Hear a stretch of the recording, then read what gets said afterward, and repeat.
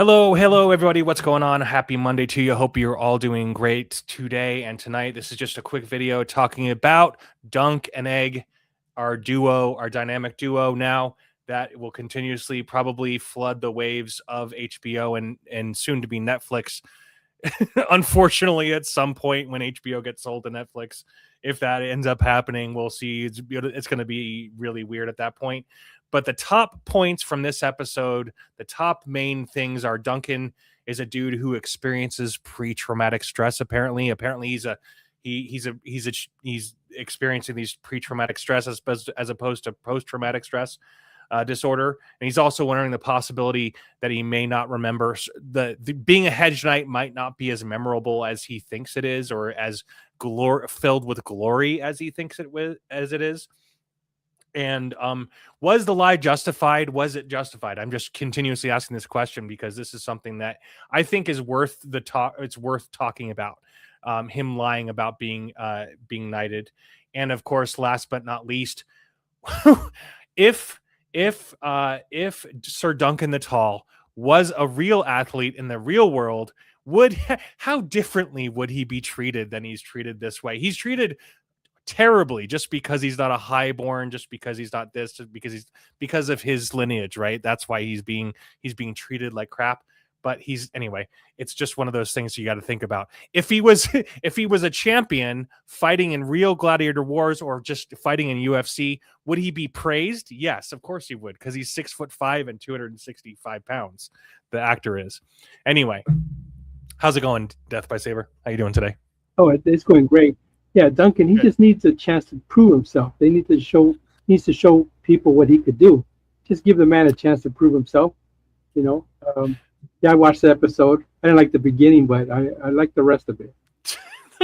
I didn't like the beginning either. I fast forwarded through the beginning, and just this is the meme that describes that first episode, the very 10 seconds of the first episode. I had to fast forward this, and we're just going to take this second to remind everybody this stuff. The reason why we have this crap in our entertainment now is because of feminism. So feminists, thanks again for bringing all the bullshit. Thanks for making all the dicks swinging everywhere. Thank you. I also blame the soy boys. Yeah, the soy boys and the penises everywhere. They just love to let them. It's just a penis fest. Every freaking movie's just a penis fest, flying all over the place.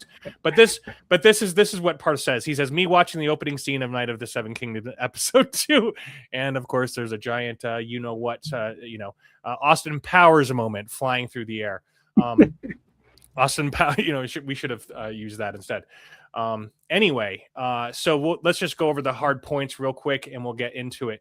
So Duncan is a dude who experiences pre-traumatic stress. We started seeing this as he's watching the knights fall and actually, get killed or at least injured to the point of almost death in the tourney. And then we have, okay, so while hopeful and slightly fearful of the outcome, he only seems that he's worried about losing his armor in the tourney. He's more worried about losing his armor than he is worried about losing his life. Right? That's what it seems like. It sure seems like that way. But my favorite character so far now is this guy. This guy right here, if we can find him. The guy who's so apologetic. Go ahead. What was Lord that? Of Ashford? Yes. If I remember correctly. Yeah. He's my favorite by far. And let's see. Okay, so let's move on. So the next thing that I wanted to bring up was he's also wondering. So he's having these flashbacks and worries. He's having doubts. That's like probably the biggest thing that I took away from this. So he's exclaiming at the point that he's kind of realizing that Sir Alan and his good deeds throughout the land, perhaps just being a humble hedge knight, isn't all that it's cracked up to be. But he's clearly having doubts that as he desperately exclaims, someone will remember him.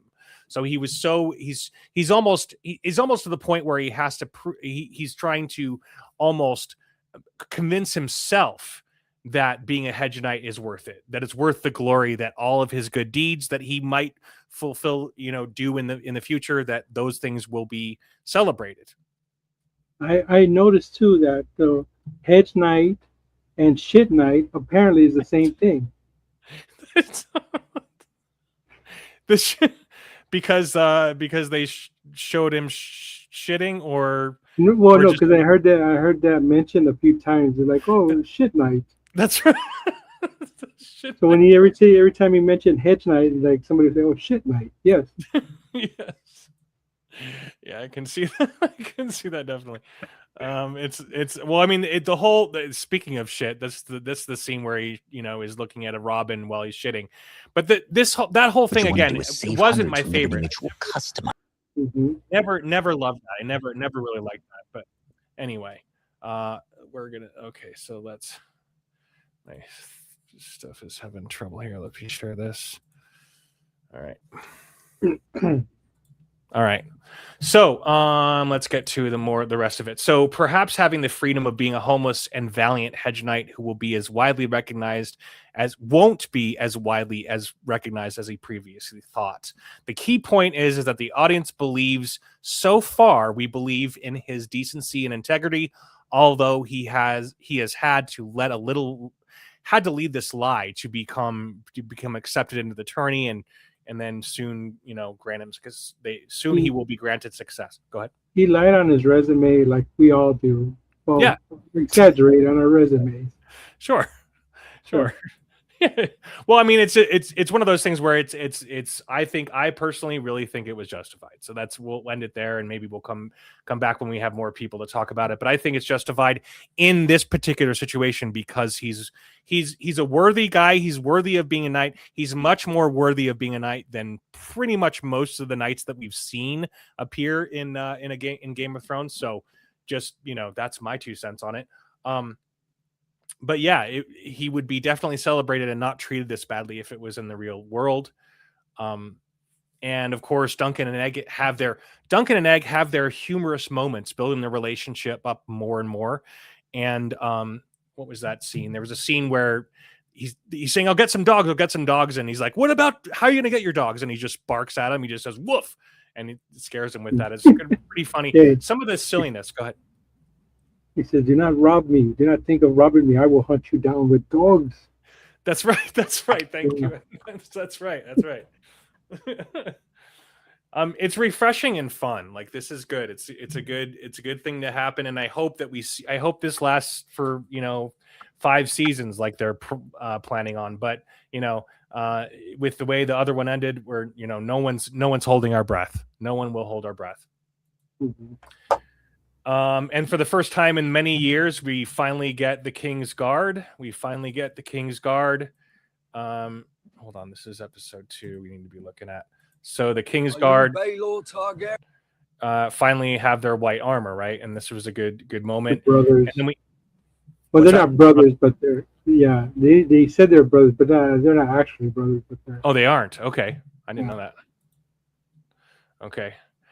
So, and the other thing is here that probably the biggest takeaway is that the dragons are extinct, and they have been extinct just in between this and House of Dragon. So you have House of Dragon, and then a few 30, 40 years, and then the dragon's extinct, and then you have another 30, 40 years or whatever it is, and then this experience. So we're not going to see any dragons, unfortunately, which is fine, but we do get to see a Hedge Knight hopefully become something much more. Mm-hmm. But the point that I'm driving home here is that the dragons are extinct, so the Targaryens have to exercise their power and flex that power in many more unusual ways to remind people that they are still in charge. And this is reflected through the mere observation that many highborn, wealthy, powerful princes are attending this tourney, even though most of the time they wouldn't. In any most normal circumstances, they wouldn't. They wouldn't be going to this. They wouldn't be even attending this. They wouldn't even be there. These 2 guys, they would not even be there, right? And then let's see. That's right. Sir Donald of Duskendale is the guy that's right here. He's the crabber, or he's the son of the crabber. Son of a crabber. Son of a crabber. Anyway, I thought it was a good episode. I'm curious to see what happens next. I mean, I've actually read the graphic novel, so we're pretty I know pretty much what's going to happen, and I'm not going to spoil it, but it's a pretty good story so far, and I would like to see someone treated so poorly succeed and just laugh in everybody's face, right? That's what I would love to see, or not laugh, but just being the humble, proud knight that he is, and achieving his goal, and then just being able to snub the other people that treated him crappy. I did notice Sir Duncan the Tall. He did prove himself at the tug of war. He was the he absolutely did. That was such a great moment, because that is not. I'm glad you brought that up, because that part of the episode is not even in the it's not even in the graphic novel. Let's turn off the volume here so we can see. But yeah, it was great stuff. Have you ever been in a tug of war, DBS? No, I haven't. Dude, I when I was a kid, I remember being that kid. This kid is ending up, like, by the end, he's just on there. Like, that was just a great moment. He's like, he's like holding on for dear life, trying to do something, but he's like being taken up by the rope. But what happens is, this is crazy. I just remember, it's been years since I've done a tug of war, but I was in one, it's scouts and all that stuff. And you have 20 or 30 people involved. So the rope turns into metal. It doesn't really, but obviously, but it feels like it's a metal pole, because there's so much tension going on that it feels like you're holding a pole. It's just so tight. Anyway, it's funny that the pole that we're way too many weird innuendos there. But anyway, moving on. Let's. Did you have anything else you wanted to say about Game of Thrones, other than the simple fact that there's way too many dicks flying around everywhere? Sir Erwin. Yeah, I can't hear you. It's cutting out. What was that? Sir Arlen. Sir Arlen Penny. Sir Arlen was the old knight. Sir Arlen of Girth. Yes, Girth. Right. Yeah. Sir Arlen of Girth. Pennytree. Yeah, please, no more of that. Yes. No, I'm not going to. No, absolutely not. We're not going to. No. But this was my favorite moment of the episode, and we're going to watch that real quick. This is my favorite moment of the episode. They're both eating dinner, and it's the title of the episode. They're eating salt hard beef in the rain, and it's just a great moment. Not describing Pennytree's thing. No, not at all. Okay. Not at all. This is where the episode is actually good, because they're laughing their asses off in the rain as they're eating the salt hard beef. It's just great moment. Great, really fun. Good. Anyway. All right. So let's move on, and let's go on to what's that? Primal Feast of Flesh is the episode. Yes. And I just have to tell you, this writer, this creator, Jendi Tartakovsky, such a brilliant. The team behind this is brilliant Russian badasses, in my opinion. And because every single time I think I'm going to hate an episode, I'm like, okay, really? So he's going to follow this little dragonfly / grasshopper / cricket, whatever it is that he's following, who becomes like his best friend somehow. And to me, that was something that was just, I don't get me wrong. At first, I was like, really? Okay, so how long can this last? And by the end of it, I did not want this poor creature to die. And it was just, it's like the way they're able to build this with zero dialogue, right? Zero dialogue, emotions in the face of a zombie dude, of a naked zombie dude in the middle of nowhere. But he finds a friend, and this friend, what does it do? It reminds him of Fang, a dinosaur.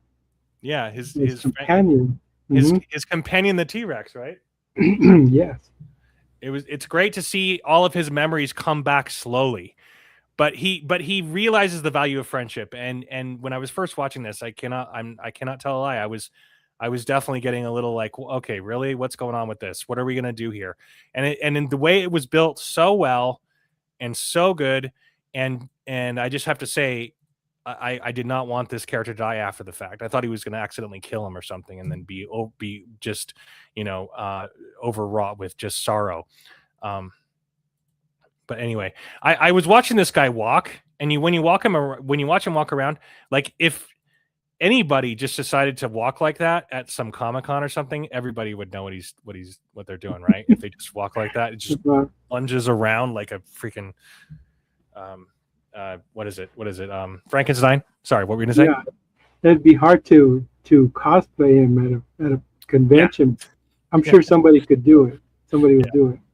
Yeah. But anyway, good stuff. But yeah, that it blew me away. By the end of this thing, I was just blown away that I did not want that poor little grasshopper to die. Like, because of all the stuff that they had been through, everything that they had been through, running from these weird, inconsiderate savages. Yeah. Democrats, no, okay. Degenerate savages. This is Antifa right here. This is Antifa just fighting the good fight, trying to work on behalf of the left. No. But yeah, I thought for sure. Go ahead. Sorry. Picking on a poor grasshopper. Yeah. Yeah, stupid little bastards. I did find it funny how they all of a sudden they hear the little dink, and then all of a sudden they start freaking out. Like, it's this, what is that? So I found it hilarious how you and I as humans were like, oh yeah, so what? It's just a cricket, whatever, shut up. But it's like, but with these guys, they were very reactive to it. Like, it was this big thing, like just having the sound of a cricket. Anyway, it's just really funny. Really funny stuff. Not to spoil it, but our man is kind of lost a little bit of himself. Yeah, he's. I mean, it's like only a matter of time before he gets in a fight, and somebody, all they gotta do is touch them. Yeah. He's losing pieces of himself as the show goes on. That's right. That's right. Oh my gosh, I completely forgot. His hand turns into an. Because they gnaw at him, so aren't they eating his hand, and so he's got a sharp. It's like when Arnold Schwarzenegger in Terminator, when he revealed himself and he exposed his exoskeleton. In which we were talking. Oh yeah. I know what you're talking about. Yeah, exactly, like the Terminator. And he uses it. He ends up using it to cut himself down. Beautiful stuff. Great show. What an awesome show. Anyway, what are you guys' thoughts on it? Are you liking season 3? Do you think Primal season 3 is as good as season 1 and 2? So far, I don't think so. I think 1 and 2 are so perfect and so good that I think it could have existed without it. But what are your thoughts? Please leave a comment. Subscribe, share if you feel like it, if you care, because we are this is all human made, no AI over here. All right. Thanks for joining, everybody, and have a great evening. Thanks so much. See you next week.